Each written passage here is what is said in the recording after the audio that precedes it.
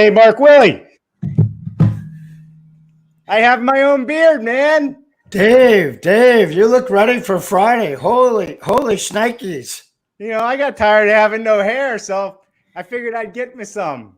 Man, I don't know whether you're going on Game of Thrones or Harry Potter or the Vikings, right? Hey, man, I found this new app that works, and I think it's absolutely lovely. I'm tired of you having all this hair, and everybody says how pretty your hair is and all this and how snuggly you look. So I said, you know what? My bald self can have some hair. So this week I was hiking and I thought I got a tick, right? I thought I got a tick, and so I was like, I got to shave the beard. But now I'm not going to worry, because if I shave it, I'll just have you virtually impose a beard, and then Brian won't be pissed on me, right? Yeah. Well, it's probably part of your contract. You can't shave your beard, right? This is what happens in life. There's weird contracts out there. It almost has like a Thor or something. Yeah. Freaking unbelievable. Wow. It's kind of fun. I'm not going to keep this on the whole show because, these beards are itchy like the way they are. But since it is BS Friday, I have something that fits the bill since it's BS Friday, right? So hopefully we're not going to BS too much here, and we can just have ourselves a good time. What do you think? I think you have some brilliant white teeth on you there, and holy cow, that is something else. That kind of coincides with Joe Konopacki's brown trout story, doesn't it? It does, from last week, right? There was a lot of brown trout, and we weren't talking about fishing. All right, Mark. So let's kind of talk about this a little bit. Here I am. Did you like Dave, the intro? You look good. You look good. It's a nice white shirt. I'm jealous because our guest today must have got a phone call from you telling how to dress, right? Here I'm trying to give props to the Greenville Home Tour, and he tells me I need to wear a white shirt. So you look good, brother. You look good. I love it. So, hey, listen, we had a new intro. Did you like the intro we're working on? I seem to recognize some of those folks. Really quality driven, good editing. I think people would like it better if you get rid of me. I think it would be a better intro. Yeah, well, we're not going to do that anytime soon. At least not until next Friday, maybe. So Dave, you got a new beard, but if we could zoom in here, can you see that? Willie Wood. It's Wildwood. Love it. I was filming a net zero passive house development yesterday, and so here we go. We got the Wildwood 28 unit net zero sustainable healthy environment, all produced off-site. I love it. Well, you know what? Maybe we need to go out there and have a show on that whole product and walk through it and show people what building science is all about. But in the meantime, I think we have somebody that's sitting in the I call it the fish tank, waiting to come on. In fact, we have a couple people. Tell us a little bit about who we have coming on, and let's give me a drum roll. Let's bring some of these folks in. Who do we have? Well, look at that. We have Alex. What's happening, Alex? All right. Good morning, gentlemen. I am going to take a stab at this. Alex to Gagné. Yeah, de Gagné. Close enough. The guy, I'm going to get it. I live close enough to Canada. We come and play hockey there all the time. I need to work on it. We also have somebody that was on with us last week, big player in the Passive House Accelerator. Well, I'm sorry, Global Passive House Accelerator. Sean St. Amor, what's happening, hey guys? man? Good to see you guys again. It's good to see you again. Thank you for coming back on. I know you're a busy guy. Yeah, we're all just trying to move, accelerate the Passivhaus movement. So I'm glad to come on and talk about a few things. But again, Alex is going to talk about the science of air, and it's pretty exciting stuff. It is exciting. His magic box is exciting. So again, thanks for having me on, guys. Great stuff. I am definitely looking forward to it. Is your wife going to entertain us at the end of this one? Yeah. Thanks again. I apologize for that last time. Around that, the multiple family things. Actually, they've gone to school today. They're getting ready for summer camps for Monday. So school's over for them, and now they're getting ready for summer camp. So I got the house to myself. The dog is around here somewhere. I think he went to sleep. So we're just me, myself, and I today. So what you're telling us, Sean, is we're only 5 minutes into the show and we've already put your dog to sleep. Well, he's an old guy. It doesn't take much. It doesn't take much. Yeah. If And he we walks have around here, one- I'll grab him.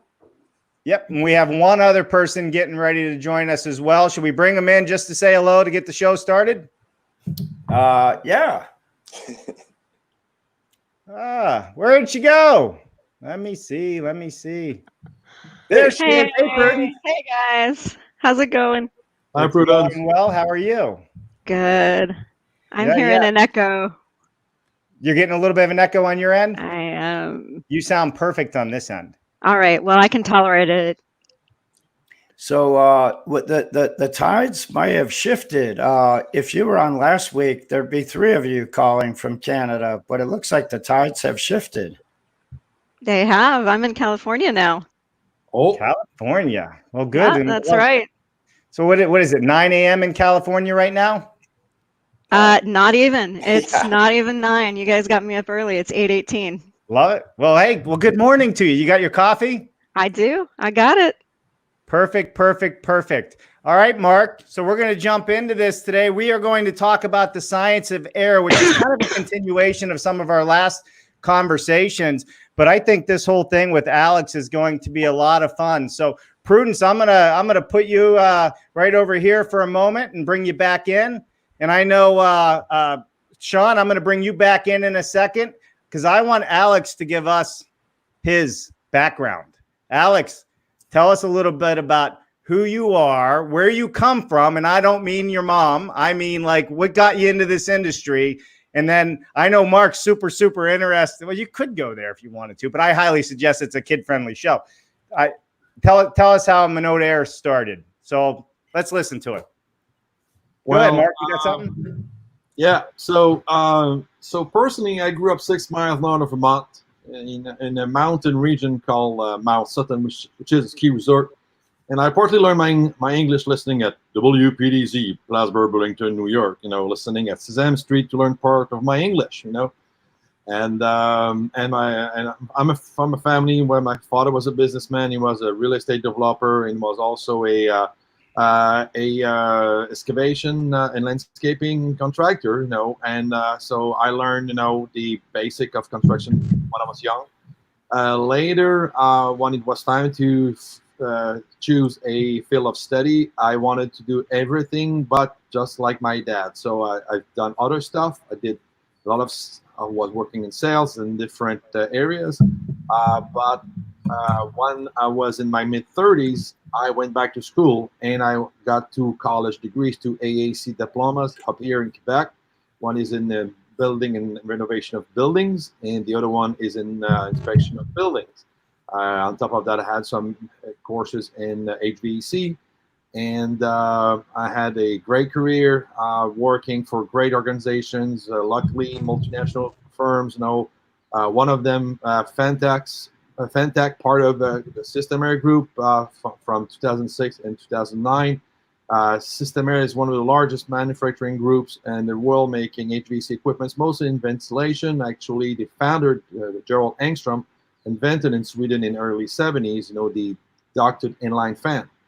And actually, in North America, Fantech is the largest manufacturer of such a device. But Fantech is also recognized for their HRVs and ERVs, not only residential but also commercial, on top of AAUs and other products.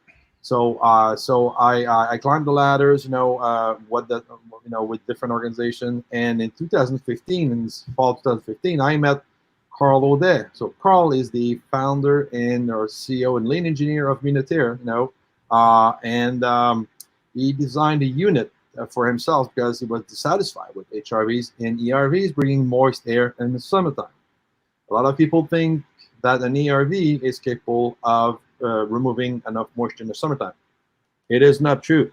Even Christoph Irving yesterday during the BS show said, along with Nick Kruger, Christoph said something very true, which is an ERV is not capable of removing enough moisture in the summertime. It's not designed to do that. Okay, so this is a very common mistake. And Nikki, our colleague Nikki Kruger, said also that once in a while she meets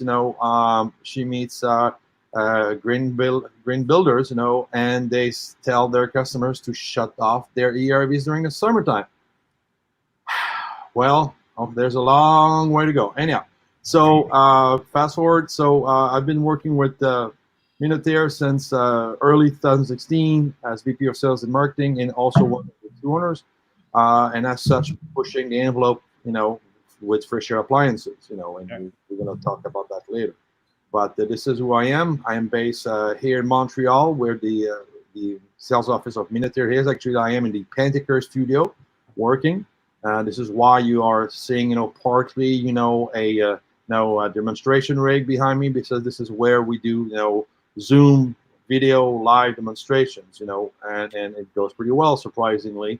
Capable of doing 95% of what I was accustomed to do with Zoom, contrary of driving to see engineers, architects, real estate developers in person. So pretty useful, and I'm sure a lot of people can rely on that. Where at 1 p.m. I can do a presentation with people in Boston from 1 to 2, and from 2 to 3 present to people in Seattle. Right. Try that in person. Impossible. Okay. And the trick I do is, right now you're seeing me through my laptop camera, but I'm using my iPhone camera as a second camera to do a live demonstration of our unit, which is behind me. Opening the door, showing the internal components, because we have plastic panes, etc., having the machine running, explaining how it works, and people do get it. Even non-technical people, they are getting it. They understand, by looking, by being able of seeing, the machine, and how it works, with the explanations, a lot of people say, okay, this is how it works. This is how you are able to take, which is technically a heat pump, and having run as the most efficient of all residential HRVs and ERVs as certified by the HVAC, using a different technology, So yeah. Well, we're going to jump into all of that and all the inner workings of this thing. And I think, I know Mark's sitting there champing at the bit. He's got something he wants to say. And I think we were going to bring Sean in as well, because you're absolutely right. How are you doing this during the pandemic, and how are you showing all these things? I think it's going to be great for our audience to hear how other people are doing it. But go ahead, Mark.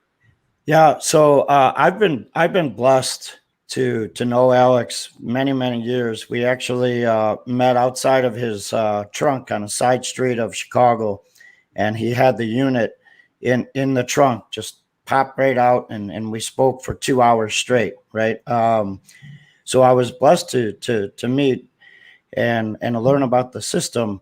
And then it's really exciting how fast you pivoted, Alex, because you've presented to a number of people in my network virtually, and to be able to set up your trade show booth in your loft space in Montreal, and to be able to communicate that to a whole market in North America, and God knows where else you go.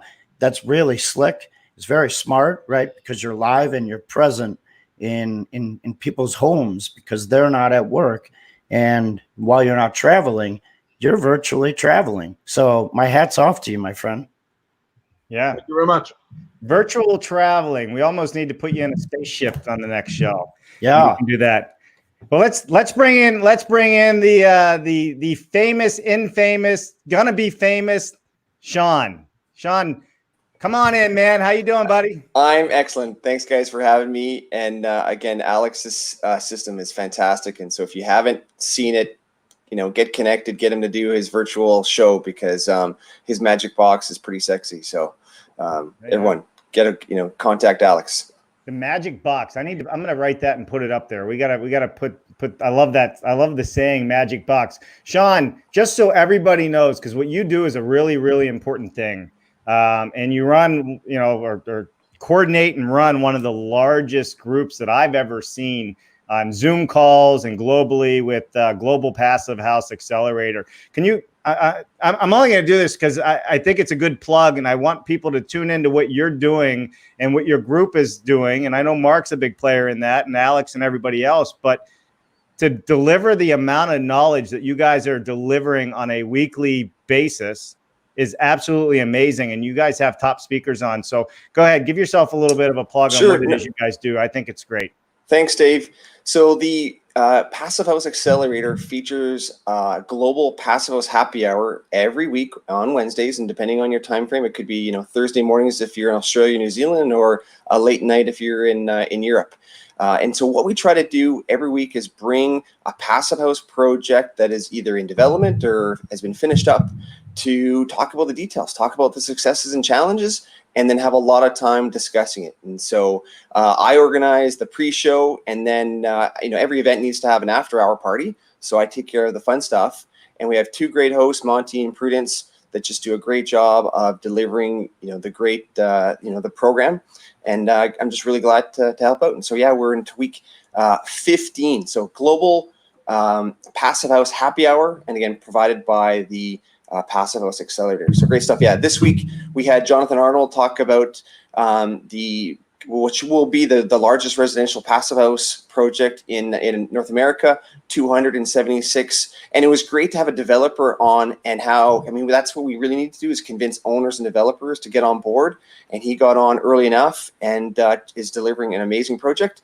And next week, we're going to be kind of piggybacking on the North American Passivhaus Network, so the NAPHN conference. And for the next 3 weeks, we're going to be like the social. So you go to the conference like you typically would, and then you'd go for dinner, go for drinks. Well, that's what we're going to be doing. We're going to be the social aspect of the conference for the next few weeks. And again, it's exciting to see how this came out. About 15 weeks ago, Monty and I decided that we needed to keep our community together, and it's great. And so to have our Passivhaus community come on board and be able to provide things. So yeah, so happy to thanks for the plug, and happy to bring that to the Passivhaus community every week. Just last week, we all got together and it gave the tip of the hat, the acknowledgement of the 1 year of global Passivhaus Accelerator. And so to have this live every Wednesday, it's really the epicenter of my week, right? It's so exciting to learn, to share, and also to note how many people are willing to communicate their successes, what they're trying to figure out, and what didn't work with them, with everyone else. The open forum of applauding and lending a helping hand of your abilities, of your experience, of your products, and of your contacts is unfounded in any industry. And so when people say that the construction industry is behind, they're not wrong. But when they comment that the Passivhaus industry is behind, they're lost in the sauce, right? Because these are leaders going arm in arm, right? Embracing and introducing one another, just like we're doing today. And I think it's such a beautiful thing, and it's a powerful thing that delivers again and again and again. So yeah, thanks, Mark. Again, I agree with you. Again, that whole open concept is fantastic, because when people put their egos at the door and we talk about successes and failures, and again, we need to accelerate this as fast as we can. I know in Canada and even BC, we've got the energy step code, and so we know in 12 years we'll finally be at the Passivhaus level of building. But to me, that's not good enough. We need to be doing this yesterday. And so to get people on board and show them how to do it quickly and easily, and that it doesn't need to cost more, and we have all the products and skills here in North America to do it. We just need to get people to just get on board. Like, again, if I could keep dosing the Passivhaus Kool-Aid on the people, I'll do that. Speaking of people, Sean, Dave, who is out there? Who are our friends that are joining us today?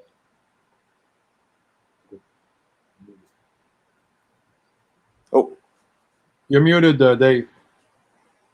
So now we can talk about Dave, because he totally can't defend himself. Can we say that? Boomer. So Dave's pulling a Monty. Oh, Yeah, I he know is. I was right now. One night I was running off at the mouth. I have my mic sit here. So listen, Sean, let's get into why we're here, and let's talk about the science of air today with Alex. And then we're going to have you ask a question. We're going to bring Prudence on after that as well. But in between this answer, we have people in the comment sections that we'll need to get to, because this is an interactive conversation. If you are joining us, please hit that like and share button right now. We need to get this out to as many people as we can get this out to right now. It'd be a great support for us, and we're just happy everybody tuned in. Thanks so much for your time. All right, Sean, here is the question for Alex. why don't you ask the question? All right, Alex. Why is it so important to bring fresh air into our buildings? Well, two main reasons: health and comfort. By taking care of three things: bringing in oxygen, controlling humidity, and eliminating pollutants. So if we talk about bringing in oxygen, we have to remember that all living beings consume oxygen. Breathing turns oxygen into carbon dioxide, CO2, which can cause headaches, tiredness, concentration issues. Ventilation removes carbon dioxide, from the house while introducing fresh air. So to control humidity, human activity creates humidity. Breathing, baths, showers, cooking, laundry. For example, a family of four can release roughly about 4 gallons of water vapor in the air in the home every day, meaning that excessive moisture is harmful to several materials and objects because it can cause expansion, loss of adhesion, odors, oxidation like rust, mold, rotting, and condensation. Ventilation evacuates respiratory system, and makes us vulnerable to viruses and bacteria. Low humidity levels can also cause wood to crack, especially in the winter.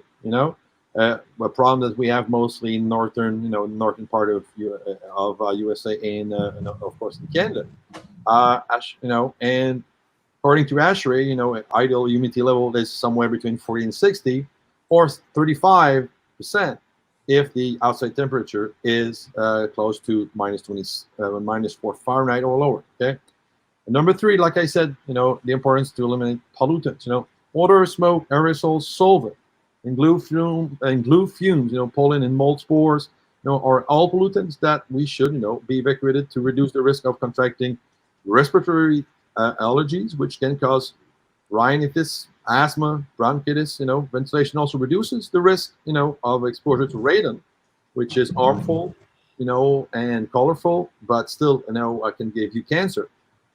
It is, and that gas is formed naturally by the degradation of uranium found naturally in the soil. Considered the second leading cause of lung cancer, believe it or not, after tobacco smoke. So good ventilation creates, obviously a healthy and nurturing environment for you and your loved ones. So you mean my headache really may not just be a headache? It might be caused by something I'm breathing in my house that was built in 1970?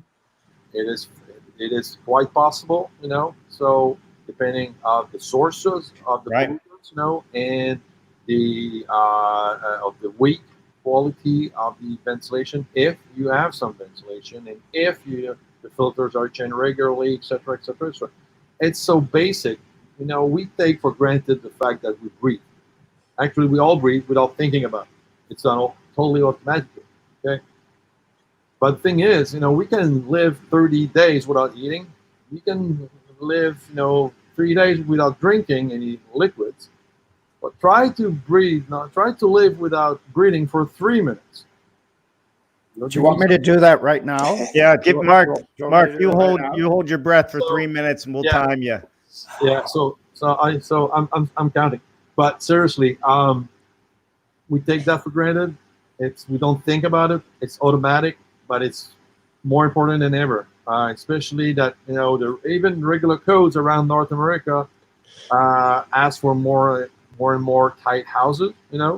But we were speaking of passive house, which is, in my humble opinion, that's going to become one day, the building code across the globe. Not only in Europe, not only here in the States or in Canada, why I'm located now, but it's everybody who's been in touch with passive house. The great majority of building professionals who has a good knowledge of passive house, they turn into passive house ambassadors because they know, okay, this is the way. LEED was great to bring awareness to build better, but I'm sorry, that bicycle rack will not give myself a better health.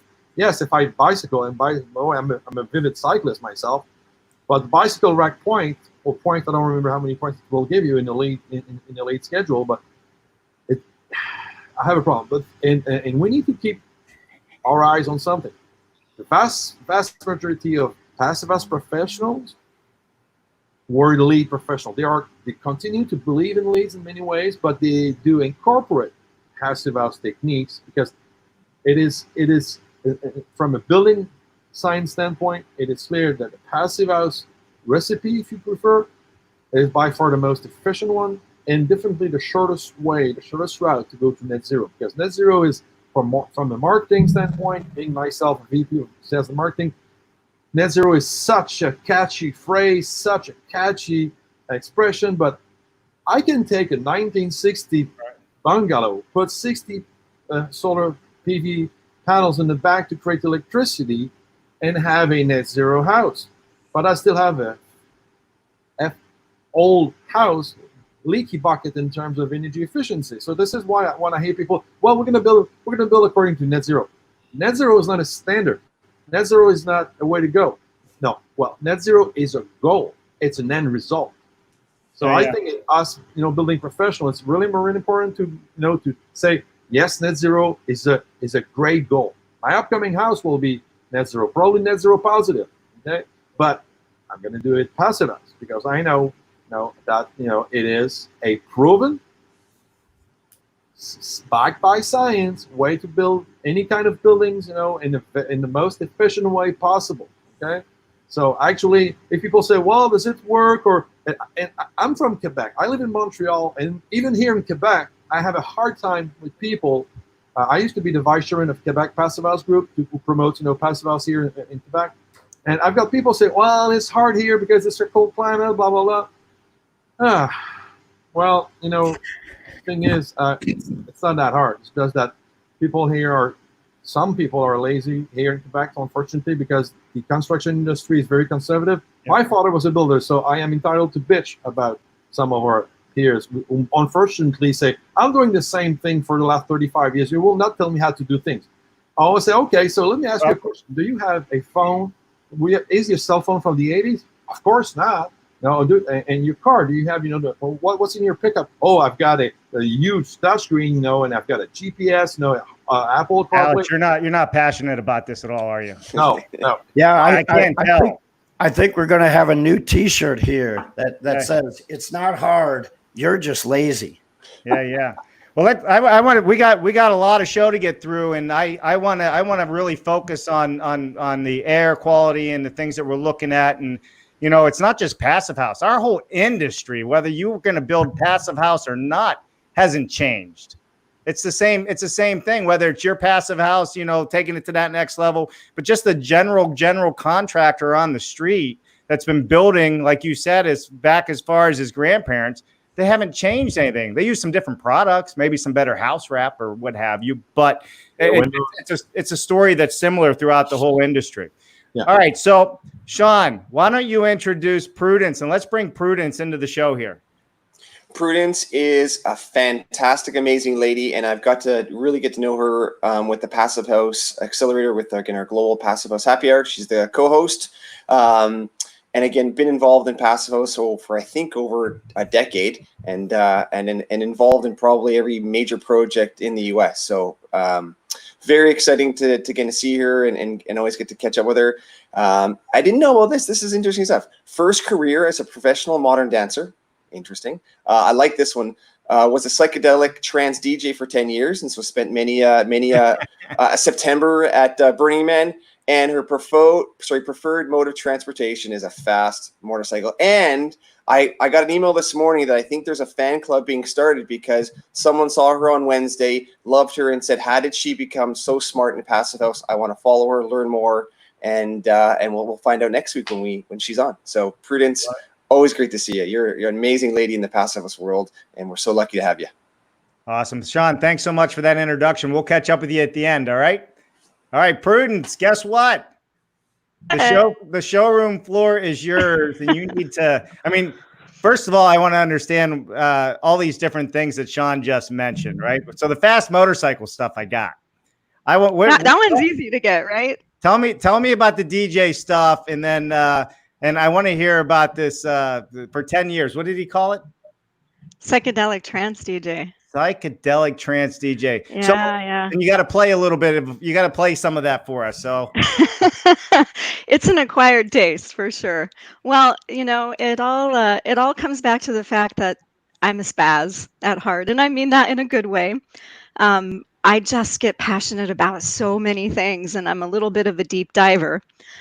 So when I get passionate about something, I go right in there. And my first career as a professional dancer, it takes a lot of discipline, and that discipline of standing at that ballet bar every day is carried through to the rest of my life. But when I stopped dancing, it was a serious withdrawal, man. That was really hard, and so I still needed to shake a leg somehow. And I found the club scene, and I would just go and dance all night to get the energy out. And you know what happened?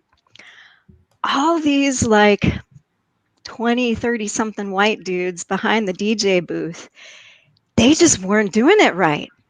They were up there and they were playing, but they would take the music to a point, and then they would just drop you on your ass. And I'm like, wait, like, you got to keep the energy up, guys. Come on, like, up and up and up and up. And so I just I started experimenting at home and putting out some mixtapes and getting gigs, and then I was right up there alongside them, like saying, all right, move over, guys, come on, I'm coming in here. Yeah. And so I did that for quite a while, and it was great fun. But I tell you what, when you're out DJing on the weekends at 2 a.m. slot in the morning, your weekend evaporates and you can't go out hiking, and you're just tired all the time. So after a good stint, I just had to throw in the towel. It was a really fun time. I made a lot of friends, but it started interfering with my day life and my weekend life, and so I let that pass into the annals of history.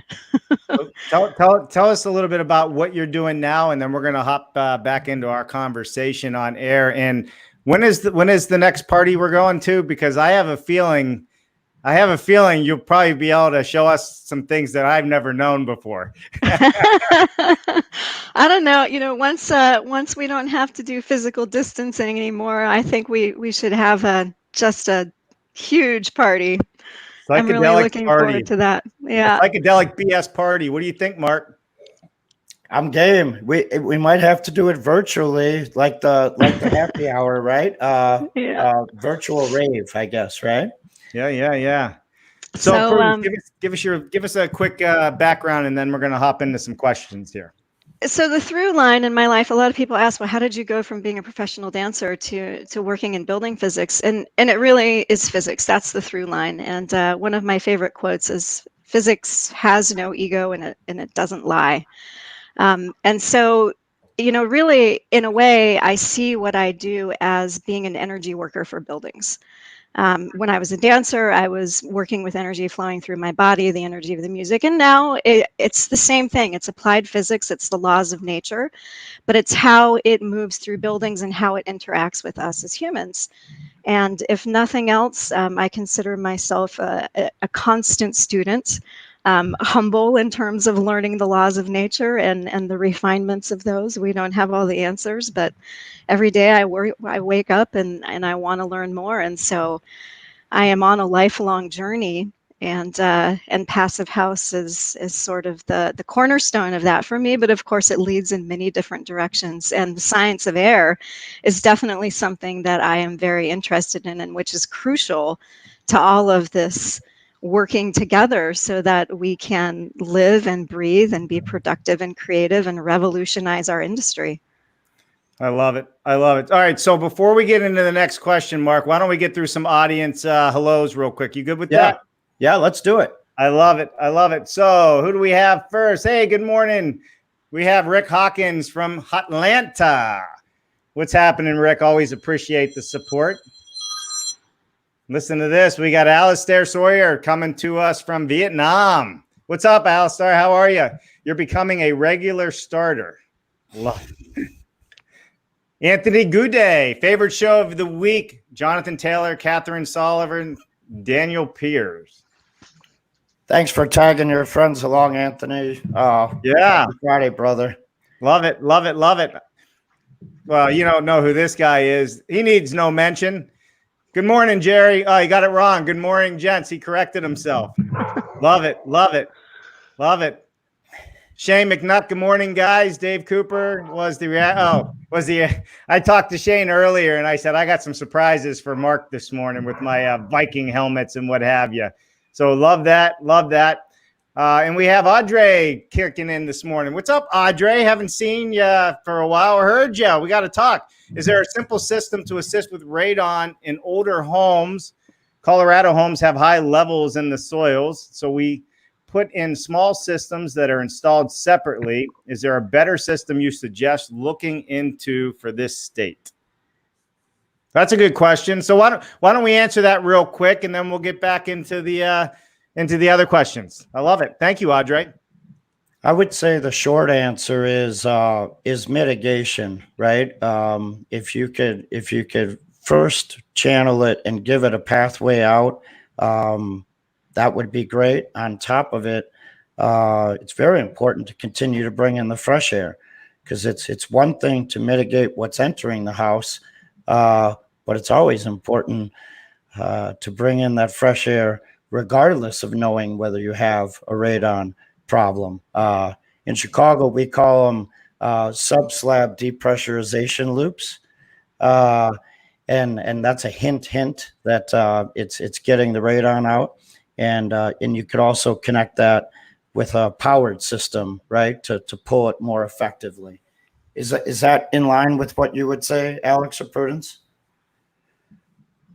Yeah, for sure. I mean, I know in the Northeast we're doing the sub slab systems all the time, and it's not hard. It's just some piping, perforated piping, and you can do it by just natural passive flow, or you can put a mechanical fan on it that helps draw that out of the house. So, and if you have granite countertops, those also have radon, and they're not food friendly. So right. Goodbye to the granite countertops, people. I mean, good night.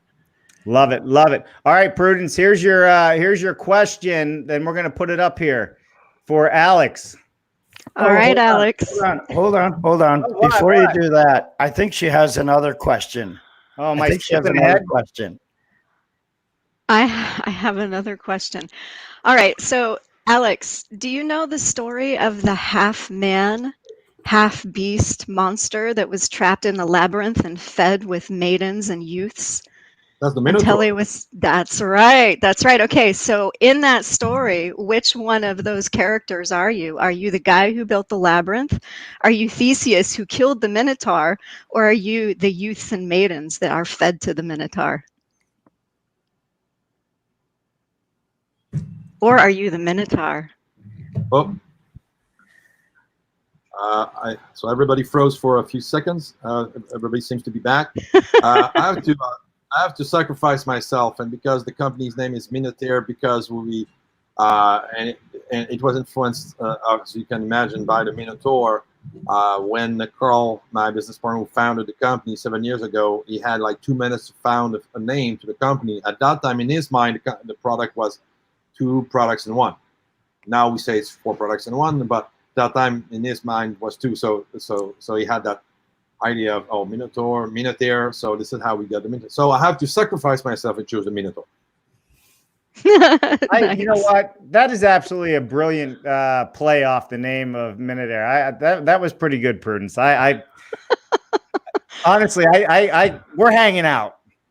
My brain needs some mental massaging that helps me think like that, because we're BS Friday, right? This is the right. same conversation that would come up if we were hanging out on a patio, right? Or outside of our tents, Yep. right? Or on our kayaks. This is the same conversation. Alex would tell us what he does, and Prudence would take us on another journey of how he became who he is. And I love it. Yeah. All right, now let's move into it. Prudence, are you ready? Am I good to go this time, Mark? Take 2. Okay. Take 2. Yeah, I didn't know that. Damn, I love surprises. All right, here we go. All right. So, Alex, what is the stupidest thing you have ever seen? Well, the real one, the stupidest thing I ever seen is something I cannot tell right now, for different reasons, and to protect the names of the innocents. But But let's take it to the building industry, okay? And the worst thing I saw, the stupidest thing I saw, it was a house that was being built, and the drywall panels were not installed, and that was during my training as a building inspector. And so we were with our teacher, a lady which was very knowledgeable, very great. And actually, when I do buy a house, I do hire her, even if I have a degree in building inspection. She knows still more than me, way more. So anyhow, so we were in the basement, and she did ask us, the student, okay, walk around and find things that doesn't make sense. And what I found first, it was the fact that an HVAC contractor had cut some load-bearing wall to put ductwork more rapidly. So once that you have the drywall panels on, you could, in the first years, you will not see anything. You will not be able to know that. But after a certain amount of years, the structure will, will move a bit, and you're gonna have cracks, on your walls, and you're gonna ask why, and then maybe someone's gonna tear some walls, and you realize that, holy shit, someone cut some important wood parts, of that load-bearing wall. Yeah. So I mean, shit. That was still to this day. That was like 15 years ago. It's like, come on. No, 16 years ago actually. It's got, come on. I mean, you need to save some time. You're destroying the main structure of the house. Right. Get out of it. So Alex, because the ducts are thin walled galvanized, right? Won't that support where they took out the structural load, right? Won't that duct hold it? The volume of air in that duct should support a building, right? Mark, that's a brilliant idea. If you could turn ductwork into load-bearing structures and you get a 2-for-1 out of that, I'm in on that game. Prudence just called bullshit. Oh. Bullshit. Like getting deep in here. I have to say, you win the award so far for that question. That's our halfway through the show question, and we're clearly more than halfway. But you inspired us by taking us down a different path today, Prudence. Cool. And I like inspiration, and I think our friends and our colleagues, and not only our industry but other industries, need that kind of inspiration. And on top of inspiration, we also need challenges, right? We cannot behave the same way. We can't think the same way. And we certainly can't act the same way. We have to do things different. So I have a challenge for you, Dave. Right. I'm going on the edge of my seat. She inspired us here. I have a challenge for you. Can you make time for us next Friday and join us on BS Fridays? I can rise to that challenge. Absolutely. We're going to start off with a psychedelic concert first, right? Okay. All right. You got to send us some music. I'll get the strobe lights out. I'll come up with some other fancy feature. Strobe lights. All right. You got it. Am I thinking of the wrong kind of psychedelic? I don't know. Yeah, I think we'll send you some glow wands, Dave, and you can. Yeah. Well, I love it. I love it. Well, listen, Prudence, thanks so much for joining us today. So that's it. You're the show next Friday. This is going to be a lot of fun. Everyone be warned. I'm looking forward to it. All right. Well, I'm off for a hike with my pup. So you guys have a great rest of the show, and I'll see you next week. Awesome. Thank you so much for coming on today. Friday, 11 a.m. Eastern time. So you're going to have to get your coffee early. I will. We'll see you then. Thank you. Okay. Bye now. Take care. It was a pleasure. You too. All right. Take care. All right. So, hey, we're back at it, right, guys? Here we're back at it. Just us three amigos. And I know Sean's hanging out in the background. So we're going to bring him in shortly again at the end as well. So let's move on to question 3. Alex, we'll answer question 3, and then we'll get into some more comments. Sound good? Dave, you take us away with Q3. All right. Alex, what are the benefits of controlling humidity in our spaces? Most importantly for us humans, because insufficient moisture dries out our respiratory system and makes us, vulnerable to viruses and bacteria. And also excessive moisture can, also be harmful in some ways, like creating mold, which is also another issue for us humans. And also for buildings, it is important to control humidity for buildings because it has an impact, like I said, on mold, physical decay and cracks. Excessive moisture is harmful to several materials and objects because, it can cause expansion, loss of adhesion, odors, oxidation, rust, mold, rotting, and condensation. So, yeah, it's mostly to take care of us and, of course, our physical environment, which is the building or the house where we live or the apartment where we live. Yeah. Yeah, for sure. So, Mark, I mean, humidity, water is bad for houses, yes? So water is wonderful to brush your teeth, right? To make your food, to take your shower. So those are controlled uses of water, and hopefully with a water sense fixture. Hint, hint. But water in its other forms, right? Your humidity, your vapor, your bulk water. If you don't know what's happening with that water in the building, you will find out the hard way. So, right. And Alex paints a picture very calm and very direct by saying your health and comfort is important, because that's what the occupants in the buildings, that's what the residents, that's what all of us feel.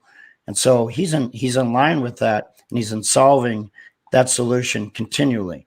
The way in which it's solved is with the technical background and the experience and the equipment to handle that from the beginning of the building, if it's new construction, from the beginning of the design, if it's offsite, and from the review of the building, if it's an existing project.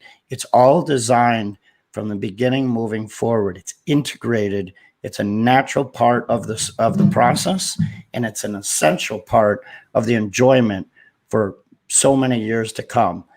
You control that moisture. You literally control the happiness and the health of the people that live, work, and share those spaces. All right, so I'm gonna dumb this down for us not so building science people here, because all right, Mark, I have a brand new roof on my house. I got clean gutters. I don't have moisture in my house. Where am I getting moisture from? So first of all, you breathe, right? Alex made clear earlier that I couldn't hold my breath for 3 minutes. So you breathe. So we're constantly expelling moisture into our spaces. And I mentioned the other things. It's what we're doing to our space. Perhaps we have a teenager in the house. Perhaps we have guests over. Perhaps we like to take that long shower after a nice bike ride. We're adding that moisture. Perhaps we're making pasta. Perhaps we're getting ready for the winter time, and we bring in a bunch of wood to stack next to our fireplace. What is the moisture level of that wood? And then what is happening with the combustion of our appliances? What is that doing to our moisture level? Refrigerators, ice makers. Well, a lot of people have gas appliances. Yeah. When that combusts, are we noticing a change in moisture? Yeah. So, I mean, that's what I think people need to understand in the show, right? You guys are always thinking at this level way up here. And I think, there's so much value in the consumer, and a lot of people that are trying to learn about building science, and a lot of people trying to learn about passive house. It comes down to, hey, our bodies are creating humidities. Our appliances create humidities. Bathtubs, showers, kids, dogs, all create humidity. So therefore, understanding when you put all that together and calculate firewood, I check my firewood because I like to put, wood burn stoves. And sometimes I pull it in and I'm like, well, how is this 18%? So I think it's important for everybody to understand. This is what gets us back to what's so important about the Magic Box, right? You say so? Well, let me hear it. What are your thoughts, Alex? You want to hear what are the advantages of a magic box? Is that what this is where you want to go? Well, I think there's definitely the advantages of it, but yeah, just give us a quick snapshot about this humidity and like the what is the advantage of how quickly this can control the air in somebody's home or building? So I think, Alex, people need to hear it multiple times, right? So Dave and I talk about it with our clients. The people listening, they're not in line with what humidity is or dehumidification. Yeah. And a lot of times that you might have a furnace, you might have a heat pump, you may have a dehumidifier, you may have these different things, and you might only have them because your contractor has a supplier who said use this. And it has nothing to do with how the building is used or how you live in the building. You just happen to have appliances and you don't know what's going on with your building. And quite possibly the appliances have nothing to do with the health of the building and the joy of the people inside. Yeah, for sure. Yeah. Well, this is why 8 years ago, when Carl, my business partner, created the machine for himself, and to talk briefly about him, he was a major with the Canadian Air Force. He was a telecommunication expert. His job was to protect the telecommunications of the Army, and also he worked with NORAD, meaning that he worked with the U.S. Air Force. So brilliant engineer, but also a very handy guy. He has in his countryside cottage behind his garage, a wood shop. So he's very handy, which is great. When you're an engineer on top of things. So he has a very good understanding of what to do, and he learned very quickly, the principles of HVAC, and he arrived with such a elegant, simple, effective solution that when I saw the machine the first time, I said to myself, "Wow, this is a game changer." To the point where I invest my own money in my own time, to become a partner with him, believing of what he designed was such a breakthrough, in the industry, especially in the Passivhaus, where with that machine behind me is capable of not only taking care of humidity and fresh air and filtering the air with a medical grade MERV 15 gasketed filter, but also taking care of the whole heating and cooling, in some circumstances. Our rule of thumb is about 1,000 square feet of a Passivhaus space. That machine will be your only HVAC machine you need. But ultimately, what we say is we must have a calculated heating cooling loads to make sure that that this is going to be enough or not. So there's no guesswork. Especially in high performance homes and Passivhaus homes, or multifamily apartments, right, where we are very popular more and more actually. So Alex, just in terms of exactly, so everybody understands the system that you have, the magic box, it's basically taking stale air, moist air, and out of the house and bringing fresh air into the house. Give us the general parameters of exactly how it works. So technically, our machine is a heat pump, but it's a heat pump with a twist. It has a central damper. That central damper is key, and using the machine either has a heat pump to do cooling, heating, and the bulk of the dehumidification, or to use it as the most efficient of all residential HRV or ERV as certified by the HVI. Because when the machine works as an air exchanger, a fresh air appliance, the damper goes in an air exchange, and we are using the components of the heat pump to capture the stale air, in the air, during the heating season per se, okay, and to transmit that captured air, to the incoming fresh air from outside.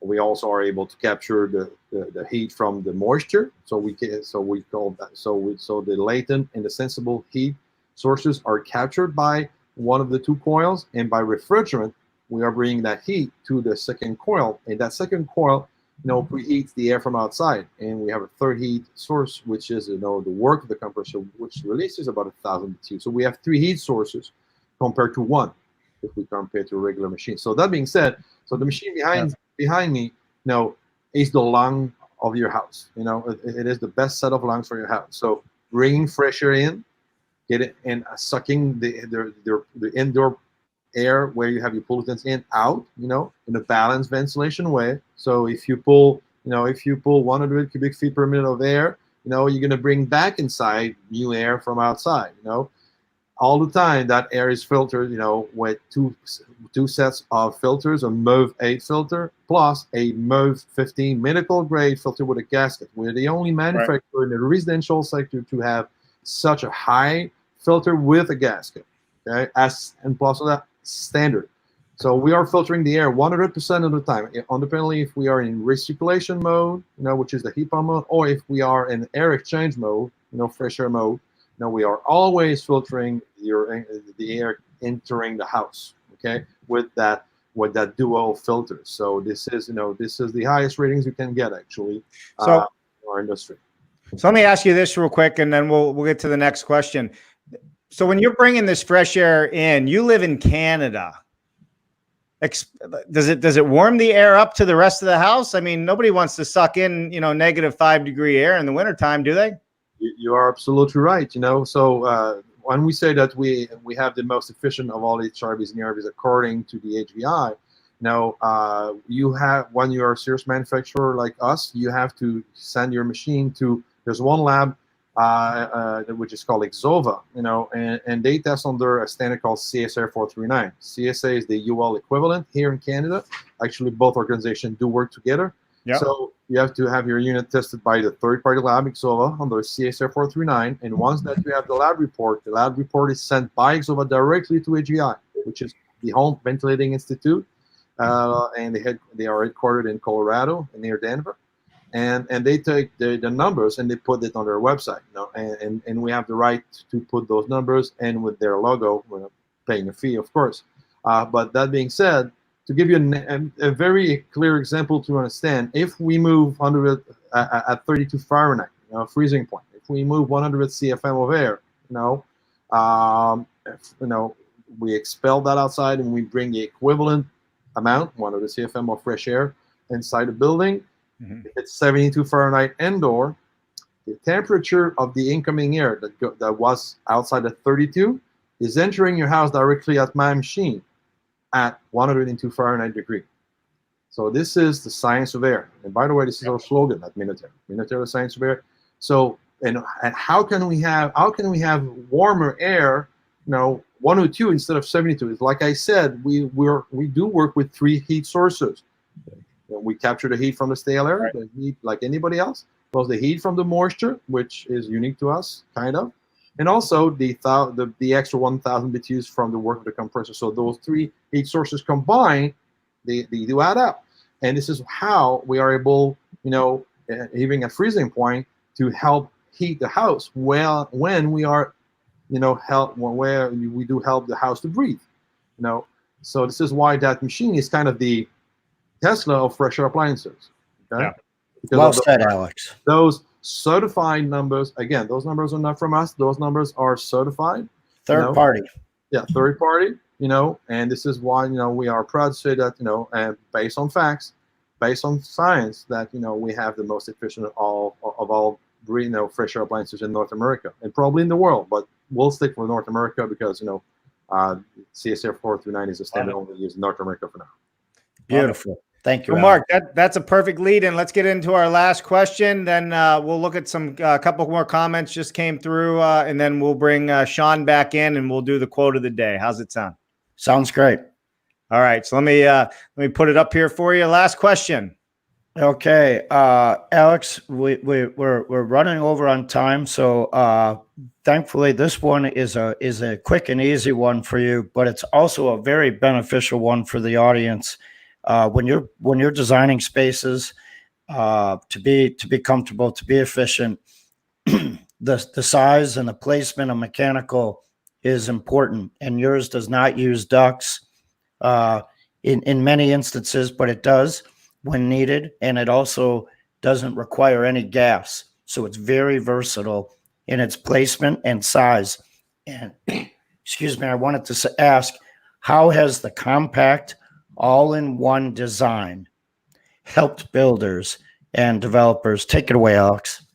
So faster and simpler, because it's faster and simpler in many ways. First of all, you have no lines of refrigerant, to pass. So okay, so leak potential almost zero. Okay, this is a concern more and more in tall buildings, in multifamily buildings. Where leaks from the refrigerant lines. Could be an issue. For global housewarming. No long ductwork needed from the rooftop. To the apartments. And again, those examples are for multifamily. Mostly, but still, I think builders out there will understand the changes. Also, no very little fire dampers required. Plus much faster installation. Also for building owners, 1 hour swappable units. Those units in the back can be changed. Can be swapped within an hour by 2 regular maintenance personnel. Not HVAC technicians. Simple maintenance persons can change that unit, within an hour. We create extra roof space for solar PVs. And we are rooftop liberators per se, okay? Because we don't take any rooftop space or neither facade space, ugly units out there. It's not an issue anymore. So architects do love us, and also, it's cheaper by thousands of dollars per apartment if you compare to a VRF in a rooftop ERV, So yeah, so one not to like. Love it. Great answer. If you guys missed what he said because he rolled it out, just watch the video again. It's up online. You got it. Hit us up on the new YouTube channel. It's up and running, right? Yeah. Love it.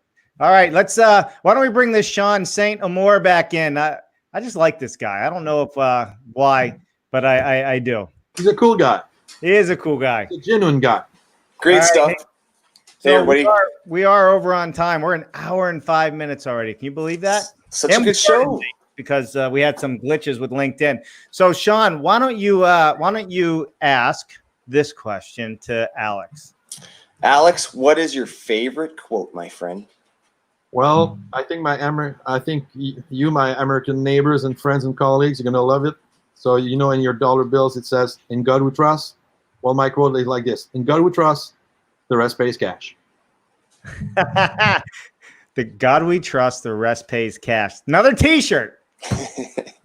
I'm telling you, Mark, we'd make a killing on T-shirts if we had a T-shirt company. Yeah, I think we got to start making T-shirts. Speaking of T-shirts, I'm going to put you on the front line here, Sean. Yeah. If we're having Prudence on next week, can we give some giveaway to someone that asked the best question of the day? Maybe Stump Prudence question. Yeah, I'm sure we can get some Passivhaus Accelerator gear and give you guys a T-shirt to give out to people. If not, I've got a 475 T-shirt, so we'll figure out some swag for you guys for next week. Don't forget my coffee mug, man. I need the coffee mug. Send in your coffee mugs. We'll drink them. We'll drink the coffee mugs online, and we'll promote. And I just want everybody to know, everybody that's on this show, and I say it every time, this is not paid for on. It's invite only, and we're here to grow the industry and not get paid to how the industry grows. We're doing this just to bring knowledge and science to everybody out there. Bring it to an audience that maybe doesn't understand it to the level that you guys understand it. And I think that's what this is all about. So, Mark, why don't you take us out with the final words? And I appreciate. Well, you know what? I got a few comments I didn't put up there. Let me just do that. Yeah, I think we need to bring in some audience members, because how often do they get to talk to Alex and Sean all at once? Hey, Tiffany. Tiffany is the chair of the Building Systems Council at the NAHB, and she's also she won't like it, a bigwig at the RWC Warranty. I'll give you a promo there, Tiffany. You always are looking out after us. And by the way, she also owns a modular and manufactured home company in Pennsylvania, so she is in it to win it. Tiffany, we have a question for you. What are your air sealing steps, and how do you control humidity in your buildings? Give us a call. We're happy to help. Love it. Love it. So Jennifer, as always, sitting in the background, big high five. Thanks, Jennifer. We need more BS so we don't build stupid. Love that. Love it. Love it. Christiana Crin, nice to see you, Mark. Looks like you guys are having fun. We are having fun, right? Yeah. Oh, yeah. Absolutely. We do. We got to keep it fun. Of course, you always got Brian Iverson, T-Stud, challenge time. Brian, it's always a challenge when you have Mark Willie on the show. Yeah. Every day it's a challenge. Andrew Seeley, hey, buddy. Keeping it mega. Nice work, all. Thank you for joining us. And Tiffany basically laughed at you, which you should do, Tiffany. If you knew him, you just keep laughing at him. That's what I need to do. Hey, Confucius says, he who laughs at himself never runs out of things to laugh about. So I laugh at myself first every time. Love it. Love it. All right. Listen, Alex, Sean, Mark, as always, thank you guys all for joining today. And Prudence, I know you're listening. We will see you Friday. And it sounds like Sean's going to give us some swag for some giveaway from Global Passive House, or what, 475? Yeah, 475 or the Passive Accelerator. We'll get you a t-shirt to give away. Yeah, love it, love it, love it. All right, everyone. Thanks for joining us. And we'll give out some plugs here later in the week for the upcoming shows. Mark, Sean, Alex, you guys have a blessed day. Thanks so much. Thank you very much. It was a real pleasure. Have a great week.